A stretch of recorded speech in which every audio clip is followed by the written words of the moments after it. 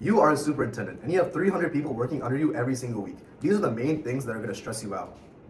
Now, after talking to many industry professionals, we found out that most of your time is spent aggregating data at the end of the week.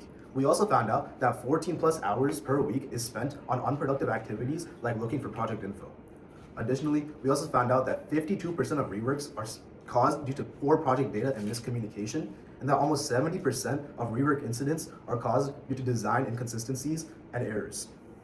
This is why we created StructIQ, where we turned your footage into real-time progress reports and 3D reconstructions so you always know exactly where your project stands. My name is Ganeshan. My name is Aditya. My name is Habish. I'm Shrikar.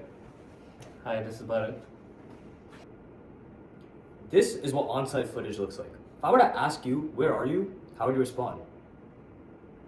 How about this? What floor are you on? What's your orientation? This is where we introduce our hallmark feature, QR codes. We use strategically placed QR codes throughout the worksite as spatial anchors. As walkthrough footage captures these codes, our system triangulates the camera's position frame by frame, enabling precise location mapping throughout the entire site. This right here is an industry standard BIM model, the same format that both contractors and project managers already rely on to plan construction. Here's another example of a BIM that we found that includes both table and window designs, as you can see right here.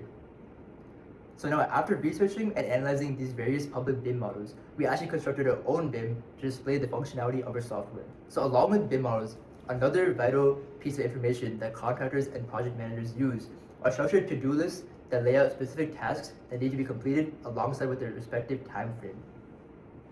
So after researching these common components of these construction task lists, we actually designed our own streamlined to-do list that effectively lays out tasks and the status based on the video footage provided.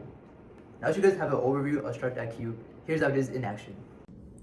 So for the purpose of this demo, we are going to use an upload portal. This whole thing can be automated by using a batch process that can be run overnight. So we upload a video over here that has QR codes placed strategically across the work site, and this whole thing is processed to create frames, and these frames are selected, and this entire beautiful dashboard is displayed over here.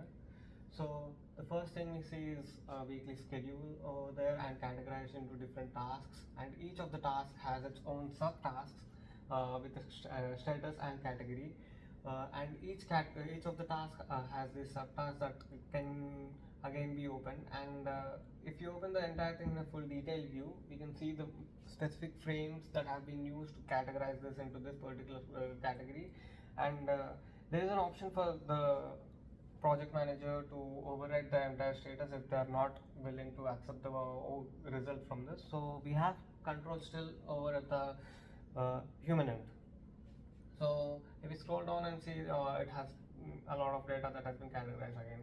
And on this side, we have the 3D model that has been rendered based on the videos that have been provided over here. And if we click on any part, we can see that there is a frame evidence that we can directly reach out over here.